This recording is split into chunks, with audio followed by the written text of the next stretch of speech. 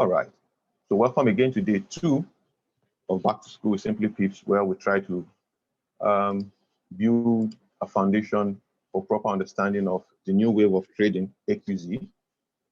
Right. We mentioned yesterday that when you open your chart for the very first time, you either zoom in or zoom out. You have either of these two types of view on your chart, and they are practically made up of candlesticks. One way you could look at them is candlesticks, and candlesticks a form of depicting the relationship between price and time. So here you have an empty 4. To the right of my screen,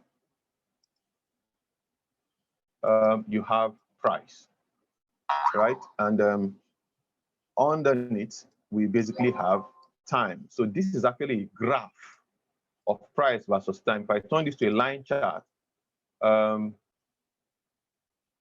somebody's annotating. Please desist from doing that.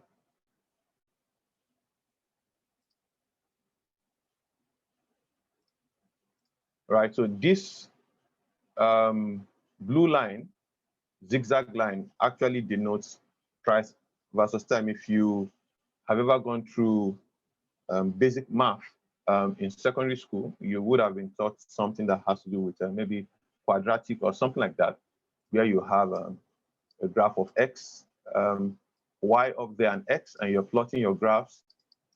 You know, then you draw the line, usually parabolic. So this is actually a graph of time against, price against time. But to help us understand it properly, a Japanese man brought up these candlesticks which we use, and that's why we call it Japanese candlesticks. So it's actually just telling us the interaction between price and time is the change in price with time. So basically, right? So, and we mentioned that this price changes because of human psychology, right? Basically, our actions and reactions, which are broadly divided into fear, greed, and sentiments. Price goes up because some persons feel that it's cheap enough to get in, and that they have a feeling that price is going to go up, and therefore they'll make money.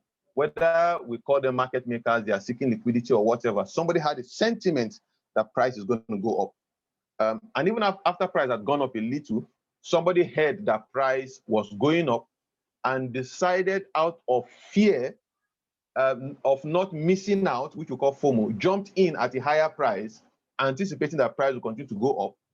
Or somebody who came in low and have made 20% growth still feels price is going to go up more and doesn't want to get out, and that is greed. So I've explained fear, greed, and sentiment there.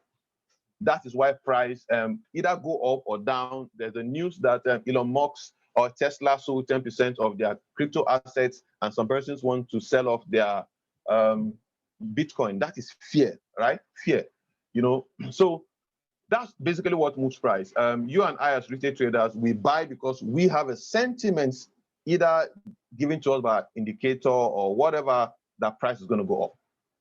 Right. So if I'm sitting here in Nigeria and I'm trying to gauge what your sentiment is, or the sentiment of other traders are around the world, there is no way for me to know what they are doing. I could basically see what they are doing based off of what the candlesticks are doing. So when we put the candlesticks together, they form patterns, and these patterns are repeated, right? And any serious trader, we want to understand what these candlestick patterns are. So we went into candlesticks and we discussed the anatomy of candlesticks. We won't go through that again, but the basic ones we saw, we actually looked at the bullish engulfing, the bearish engulfing. Put together, we'll call them the engulfers. Then we saw the pregnant woman, which is the inside bar, again could be bullish or bearish. Then we saw dojis and various forms of doji. Pin bar is a form of a doji. We also saw the tweezer, which is another form of a doji, and the doji itself. We said the tweezer, the inside bar, and the the tweezer, the inside bar, and the pin bar are candlesticks that connote indecision, and we'll wait for certain things to happen before we go into the trade. Whereas an engulfing is a sign that either the bears are in control or the bulls are in control. And we try to narrow it down into AQZ qualifying candles, which was where we stopped yesterday, and we'll continue from there. All right, so here we have the AQZ qualifying candles, which are basically two of the type of candles we had discussed prior to this time. We have the traditional bearish engulfing candlestick, right? And we mentioned that there are two ways you could basically trade off the bearish engulfing. The first one is to enter once this candle closes. Usually advised for pairs where the distance, the range between this point and this is not wide, right? Second entry will usually be you wait for price to pull back into this zone, and then you begin to look for opportunity to enter. This is the traditional way of trading a bearish engulfing. When we get to AQZ itself, we'll find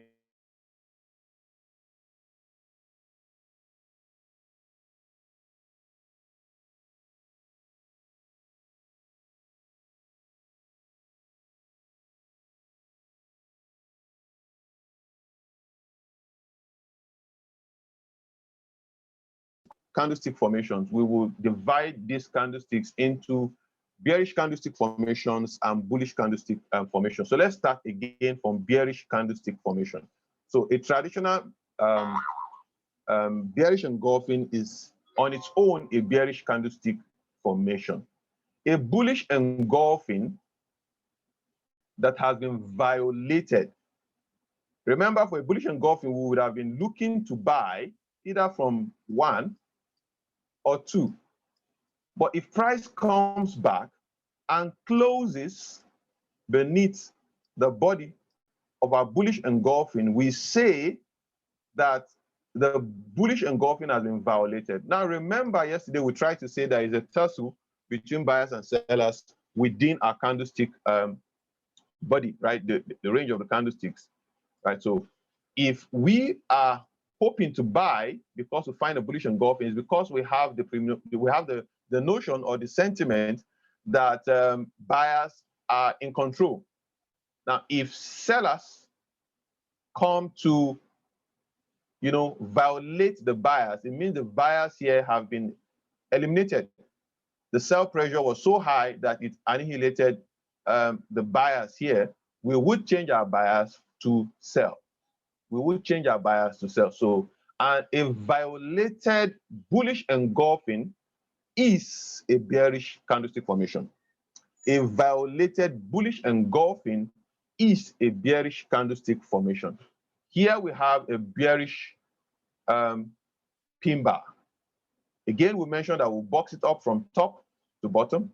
If price closes beneath, this gives us a bearish candlestick formation. Note the choice of word close. Close.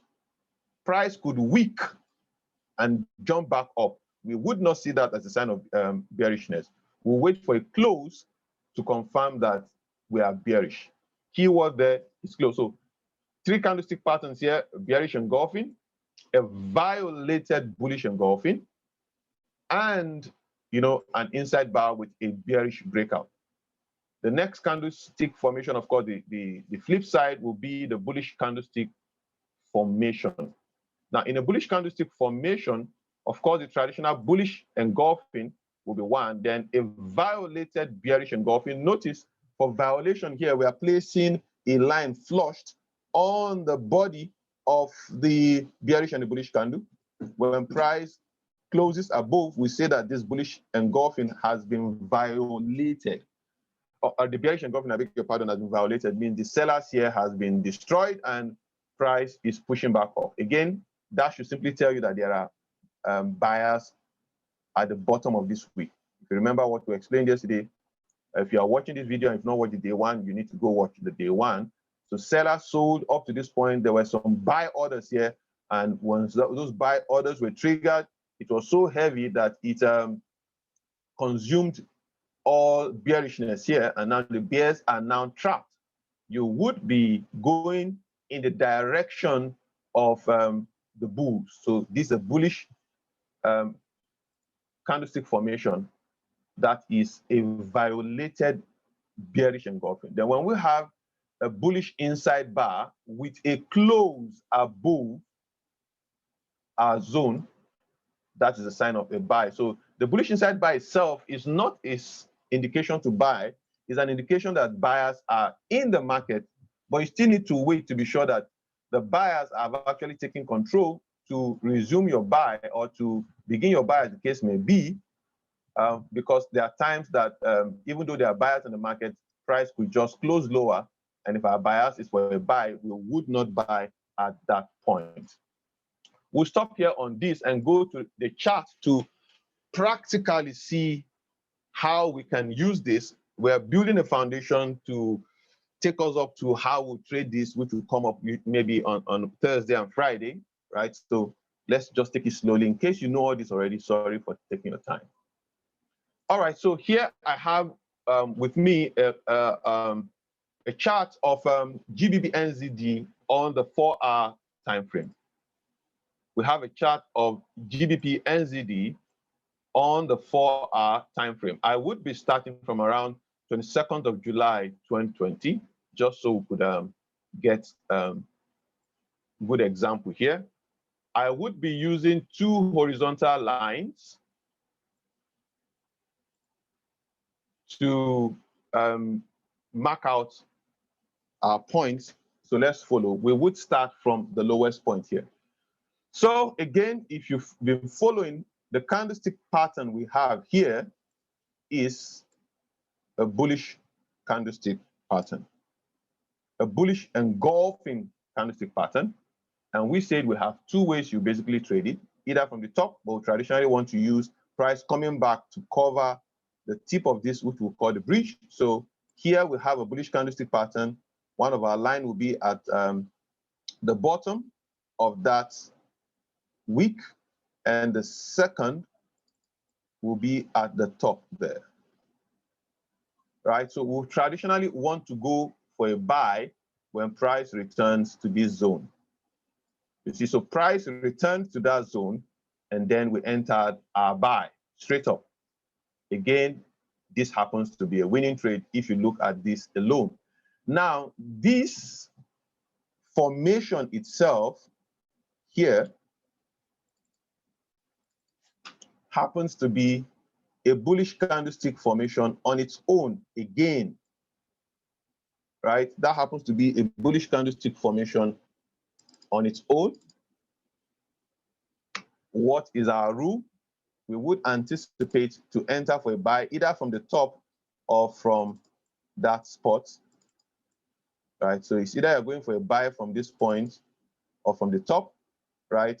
Notice how price came, never really touched it, but again, our bias is for a buy, and then we're in for a buy. What candlestick pattern do we have here?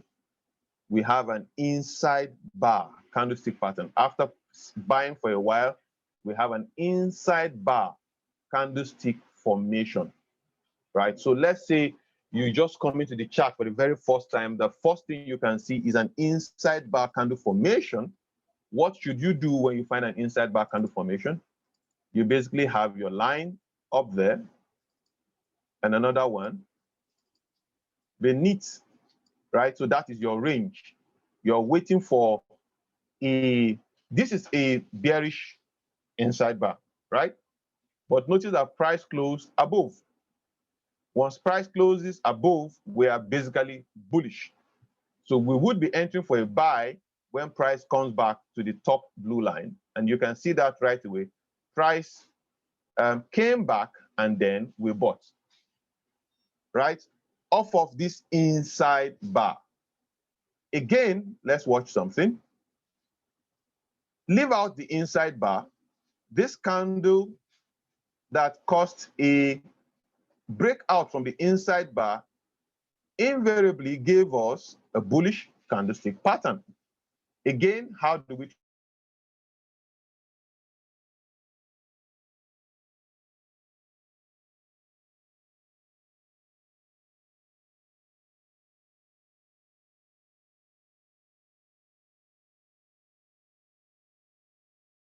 Now let's move on. When price pushed up, it's an inside bar candlestick formation. How do we treat an inside bar candlestick formation? We basically take the top and the bottom, and we'll wait for price to close beneath it, and exactly what happened here.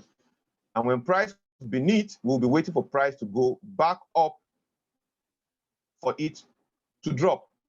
But in this case, price most likely came back down into this bullish candlestick formation. So right here you can see a bullish engulfing. Price came into the bullish engulfing and then bought, right? So we would continue to buy as price moves. Watch this again. So we have a bullish engulfing candlestick pattern. Price traded into the bullish engulfing candlestick pattern, and we would have been in a buy. If you are looking at the bearish inside bar, you would have had a close beneath the bearish inside bar, and then you will be looking for a sell. Believe it or not, you had some sells. Price traded back into it and then dropped, right? So price finally closed above the inside bar. Price closed above the inside bar, and that is a sign of bullishness. I just want us to see how we play this and why we need to have rules, right? So right about here, if you follow the rules as I've mentioned it now, if you follow the method as I've mentioned it now without some rules, you could easily get confused. Now the question is, should I be obeying the bullish engulfing, or should I be obeying the inside bar, right? But again, we're just stating the obvious. We'll come with the rules later on. Okay, so let's move on. All right, so here we have a bullish engulfing. Price came to it. Now, price gave us another bullish engulfing pattern here, right? This is a bullish engulfing pattern. Again, we would have been waiting for price to come back into that zone and to buy. Price came into the zone the first time, bought, second time, bought, third time, bought, right? Until this bullish engulfing candlestick pattern is violated, we would continue to buy. So price traded all the way up and then gave us an inside bar. When we have an inside bar, what do? We box it up, and then we hope to see a break to the downside for sells, or a push to the ups, a break above for a buy. And let me expand this even more so you all see. So you notice we had a break above. Maybe I should make this a little bit darker so we could fine. I think we can make deal with this. So here we have a close above the inside bar, right? And once we have a close above the inside bar, what does that give us? Signs of bullishness. And there we are buying, right? We might want to call this an inside bar, bullish and small bearish candle. So let's call that an inside bar too, just for the purpose of this. So here we have an inside bar. Again, we're waiting for price to close above. Price closed above. Price came back down and price bought. But some other persons might have seen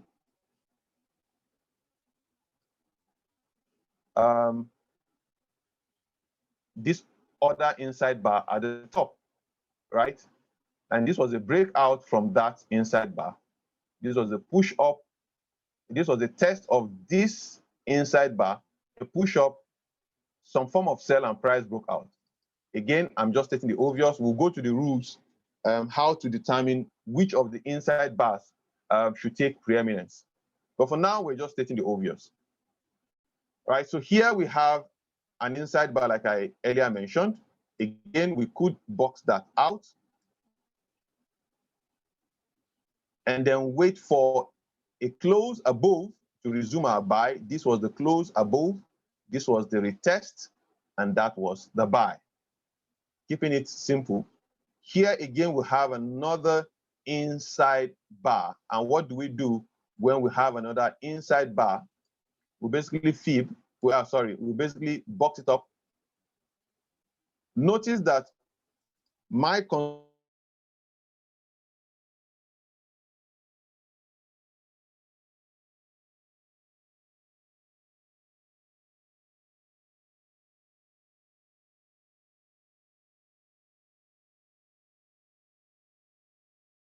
on the candle to the left, right? The same thing with this. The candle to the left from week to week is our inside bar. We're waiting for price to close above or beneath, right? We're waiting for price to close above or beneath. Now, watch what we're saying here. If you are impatient and you don't wait, this was a dip to the downside. At some point in time in the lifespan of this pin bar, it would have been all full-bodied bearish. Full-bodied bearish. If you jumped in for the sell, well, you might have caught some things, but sorry for your loss. This sell was only coming into this zone, right? Which is a bullish engulfing. And we said when we have a bullish engulfing, how do we trade it? We either wait for price to come to this point or the tip, right? Exactly what price did into this bullish engulfing and then went to the upside. But again, we're just keeping it simple. Just candlestick patterns. You have your inside bar here, and notice how price kept playing. They were basically accumulating. We'll understand that by tomorrow, or rather sometime today, we might discuss price structure. So notice they were basically accumulating within this range, right? So notice how price broke above. And when price broke above, we would have been anticipating buys from within this box, and then price never really bought. So from that analogy, this will be perhaps a losing trade. But at the peak, at the topmost point, now we have a bearish engulfing. So what do we do when we have a bearish engulfing? We anticipate price coming back into that region, and then we sold off. At some point, we had a bullish inside bar. What do we do when we have a bullish inside bar? We box it up again from week to week of our reference candle. Notice how price closed above the inside bar, and that gave us signs to buy. Unfortunately, we might not have caught this buy. The price pushed on and gave us another inside bar, right? Price pushed above the inside bar, right? Again, these are inside bar there. Price broke above, came back to test the inside bar, and then we bought. So you're either looking at this inside bar or you're looking at this bullish engulfing. Both of them would have given you similar thing. If it was a bullish engulfing, would have waited for price to come back to the red candle to buy. If it was an inside bar, a breakout, you'd have waited for price to come back to your box, and then you would have bought. Whichever one you take, that would have been a winning trade for you. Now, at the topmost point, you have an inside bar. Right, topmost there, you have an inside bar. Price traded into the bullish engulfing and then bought. Then price closed beneath. Okay, for the inside bar, we'll box out this, right? Price closed beneath, came in, attempted a sell, and then price went back and closed above. When price closed above this inside bar, it becomes sign of bullishness. So we will be buying anywhere from here, and that's exactly what happened, right? Now, at the topmost point there, again, we have a bearish engulfing. We would be anticipating price coming back to the tip of the bearish engulfing for us to sell. price never really sold. And then we have, I just remember I've not mentioned this. I'm going to mention it now. And then we have a violation of the bearish engulfing. So this is a bearish engulfing candlestick pattern. Here we have a violation. Remember what we say violation is. We say we have a violation of the bearish engulfing when a bullish candle closed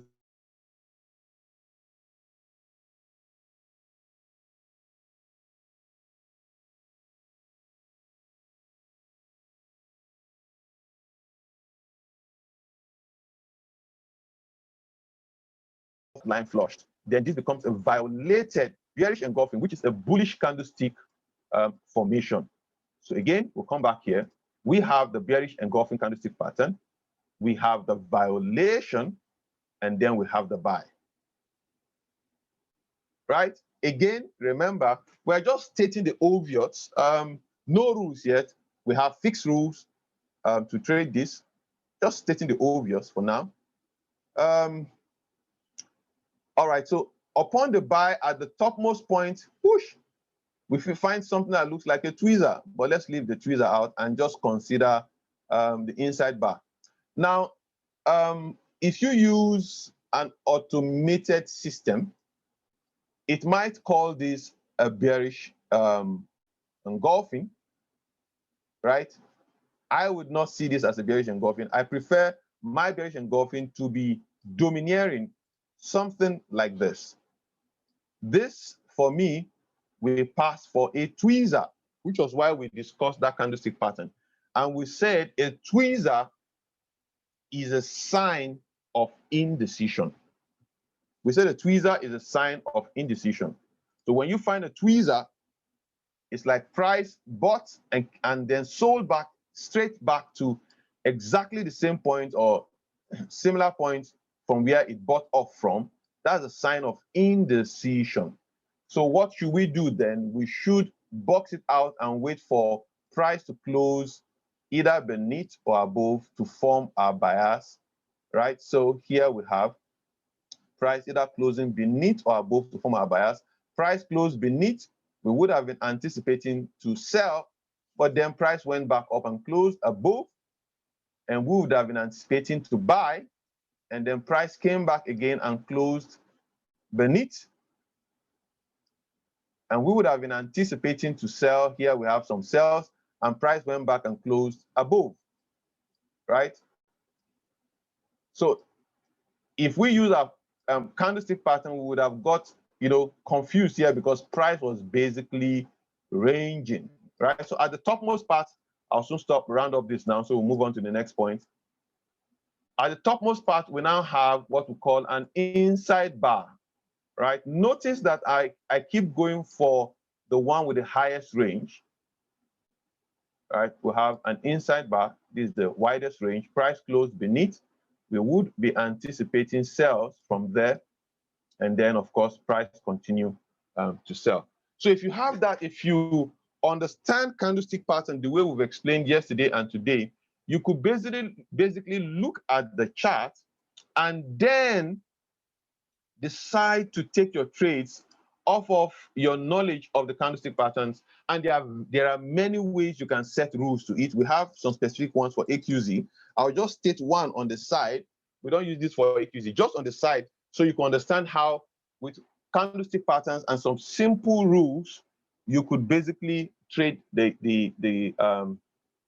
market knowing exactly what you want to do. So I'm going to state some rules that just for the purpose of the next few minutes, and then we'll move on. Right, so here on my chart, I have a 20 EMA, right? I have 20 exponential moving average, and the moving average is to give me direction as to what I should do, if I should be buying or selling. And the simple rule is if price action, the candlesticks are above the 20 EMA, I'm looking for buy opportunities, and the candlesticks are below the 20 EMA, I'm looking for sell opportunities. Let's just take that as a rule for now. And now, so second rule is that when I'm above the 20 EMA, where I'm looking for buys, I would be looking out for bearish candlestick patterns, and I'll be buying upon their violation. Meaning I won't be planning to sell, I'll only plan to buy upon the violation of a bearish candlestick pattern, right? So that means that when we saw this bearish candlestick pattern, right, which is a bearish inside bar. Remember, we discussed that. I'll remind you again. So here you have a large candle and a small bullish candle. This is a bullish inside bar. And when we have a large bullish candle and a small bearish candle body to body, this is a bearish inside bar candlestick formation, right? So let's move on out here. Let's say for the purpose of just this discussion, this is what we have agreed to use. So what candlestick pattern can we have here? A bearish candlestick inside bar, right? Bearish candlestick inside bar. So what do we do when we have a bearish inside bar? We basically box out the top. We won't be planning to sell. We'll only be planning to buy because we are above the 20 EMA. And price basically closed on with this candle. Price closed above and violated the bearish candlestick pattern, and this is our buy, right?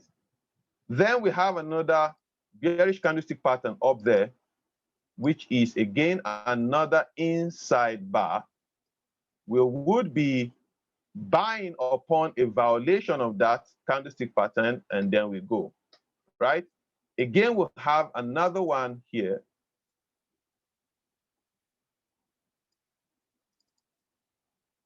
Upon a close above, we are basically buyers, right? And so on and so forth. So with this simple rule, you would avoid the sells and only look for buys until price closes back beneath the 20 EMA. This is just, an arbitrary rule, just to let you know that you could sift out some of these things and decide how you want to take. We'll take the last one. So have again another bearish candlestick formation. Price closes above, and it's a sign of bullishness, and that is the buy up there, and we continue, right? So let's move back as we try to wrap up in some few minutes. So we've been able to discuss the AQZ qualifying candles. There are basically 6 of them. We have the bearish engulfing. Then we have, we broke them into 2, right? There are 6 candlesticks, but we broke them into 2 groups. The bearish candlestick formations and the bullish candlestick formations. I won't repeat them. You could always watch this video later on. So let's move on.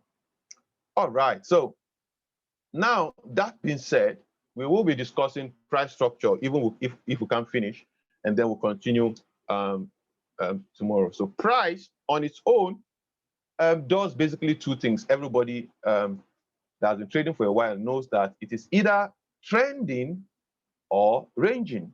And what does that mean? What does that mean? Right, I'm trying to call up, don't know why it's not coming up. We won't allow that to stop us. We'll move on with this. All right.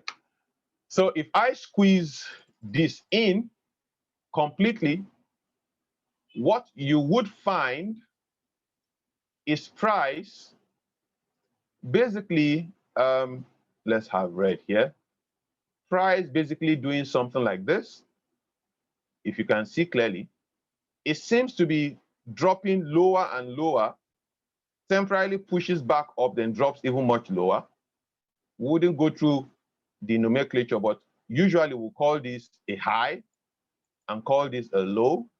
Then we'll call this a lower high and call this a lower low. And like that, it continues lower high and lower low. So when price makes consistent, continuous lower highs and lower low, we say it is trending downwards. And when it does the opposite, going upwards, we say it is trending upwards, right? So if price is trending downwards, we are predominantly sellers, and when it's trending upwards, we are predominantly buyers. However, there are times in when in price structure where you can't say for sure what price is doing. For example, in this region,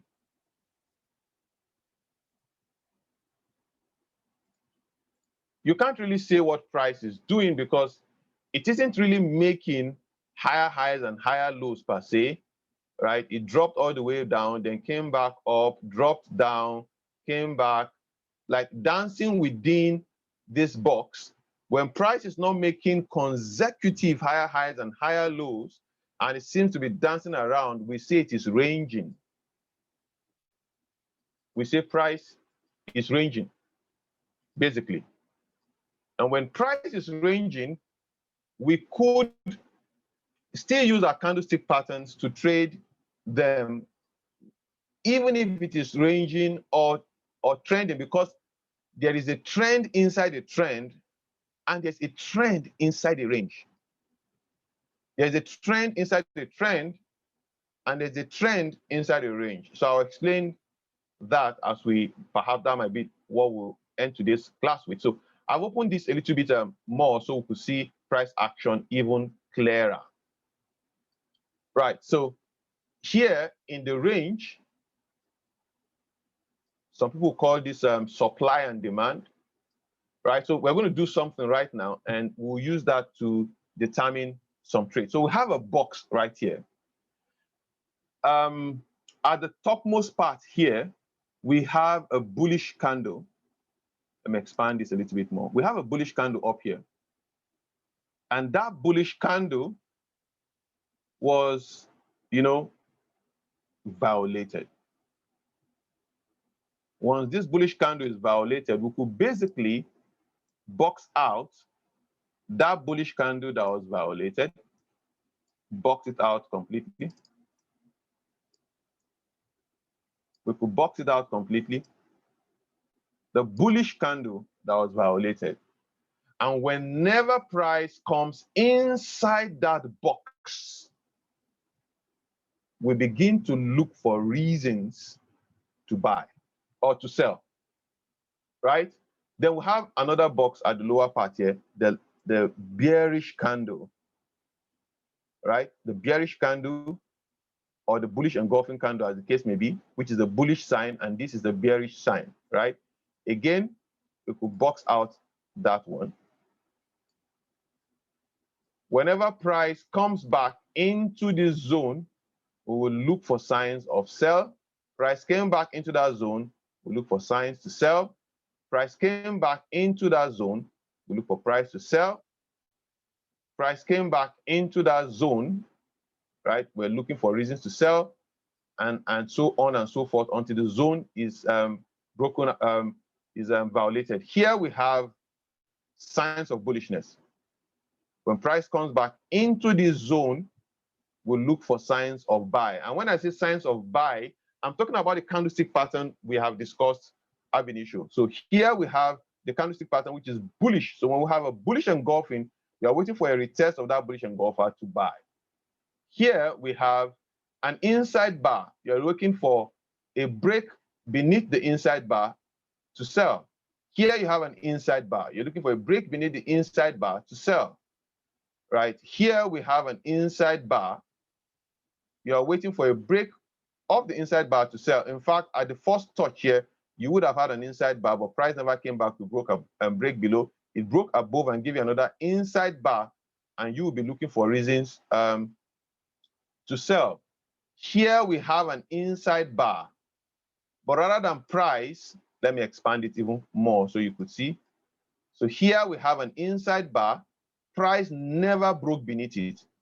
Price rather went above and gave us a bullish engulfing candlestick pattern, an inside bar, an inside bar, an inside bar, then a break beneath, and that is when we sell. Again, price came to that point, gave us an inside bar, a break beneath, and then we sell. price came to that point, gave us an inside bar, but never broke beneath and then went above. So you notice that if we understand the candlestick patterns on their own, and we are willing to be patient, we could trade price any direction, either way, whether in a trending market or a ranging market. And you see the H4PC, I'm assuming we don't know what the PC is, but when we get to that point on Thursday, you see how the H4PC helps us to trade, be it in a range or in a trend, we could actually trade them. So if I squeeze this in and say we have a trend, so what you and I would traditionally do is draw something that looks like a trend line. Permit my assumption that we all know what a trend line is. I'm going to remove every other item here, and then we expand this even further, right? Just to let you know that the AQZ we're discussing about, is trading the basics of price action, the very basics of price action, with or, yeah, somebody said, but we didn't have known it's a range. Yeah, you wouldn't have known it's a range. There's a rule to know that you're in a range. And because I'm not discussing, the aim of this teaching is not to tell you how to trade a range or a trend. I'm just developing how you could trade different systems using pure price action. Of course, for you to know that you are in a range, you need to have two touches. So price goes up, falls, comes back the second time. It is after price has touched the second time and rejected, then you call this point the top point, which we usually call our resistance. And when price bounces the second time from beneath, that is when we begin to say this might be a support. And then we'll intend to trade from the support down. That is when we now call this, it can work on any time frame. That is when we call this a range. So we need, for price to do anything, we wait for two touches. If you are in a trend, you can't say you're in a trend until you have two touches on your trend line, which is basically the high and the lower high, the low and the lower low. Then you say you're in a trend. You wouldn't know you're in a trend in the first instance, right? So I'm not defining the trend. I'm just letting us know that even if you're a trend line trader or whatever you are, if you use price action the way we're explaining it here, you basically trade the same way, right? So here, let's assume that we already know that this is a trend. What was the last candlestick pattern we have at the top there? We have an inside bar that was, that became a bearish inside bar that held true. The last bullish candle there is the candle of reference for us, right? So we would basically box out that bullish candle, right? This is that bullish candle. We are basically boxing it down, right? I wanted to do this on TradingView. I don't know what happened. All right, it came up finally. Okay, but I've started drawing here, so let's finish up. So you see that last bullish candle. The last bullish candle there is a candle of reference if you want to trade this. Whenever price comes into that zone, you look for signs of bearishness to sell. Signs of bearishness to sell. And what is the sign of bearishness you're talking about? Either an inside bar that has been violated, a bearish inside bar, or a bearish engulfing, and that would have supported your sell all the way down. And you do the same thing for a buy. Pick the last bullish candle that was violated, the last bearish candle, I beg your pardon, that was violated, and you have that to the downside. When price comes in, you want to see for signs of bullishness. So in this case, you have a bearish engulfing, an inside bar that was violated, and that would have been your buy signal, right?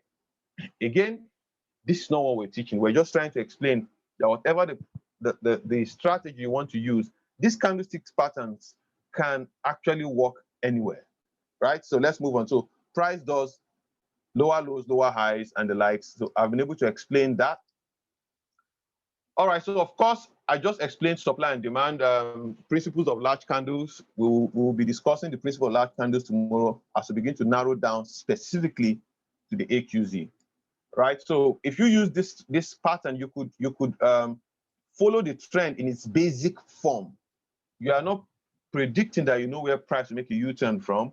You are just chasing price as it moves. Yes, I chose the word chase. We are not assuming that we know what price will do. We're basically just trading it, right? So traders of supply and demand can also use these principles. Tomorrow we'll start from principles of large candles, trap candles, and then we'll begin to go down into the AQZ fibs itself, how we could streamline that. So maybe I should just whet our appetite a little with that for those of us that perhaps might not understand the AQZ.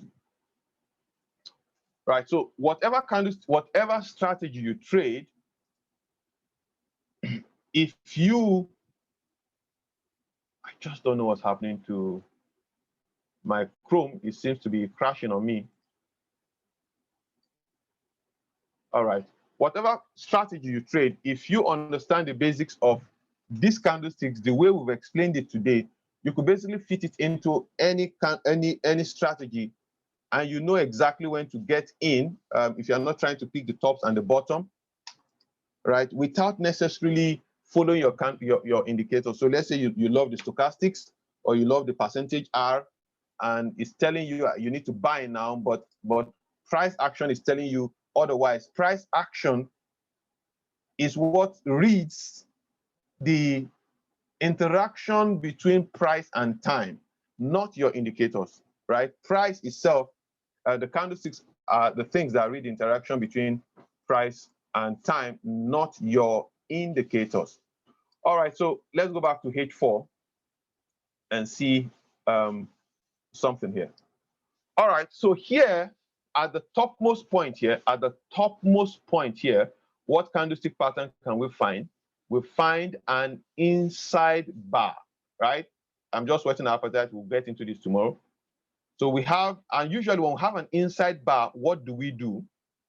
We box out the candle to the left, right? In this case, the bullish candle. So we have a fib we call the AQZ block, right? I'm going to use that fib to basically box out. So you can see that this is actually a box, and that was why I intentionally used, two blue lines at the beginning to delineate our range, which is the candle of reference. So our candle of reference in this case happens to be this. This is the highest point at this time, right? So notice a break outside that inside bar. When price returns to the tip, the lower tip, we are invariably selling.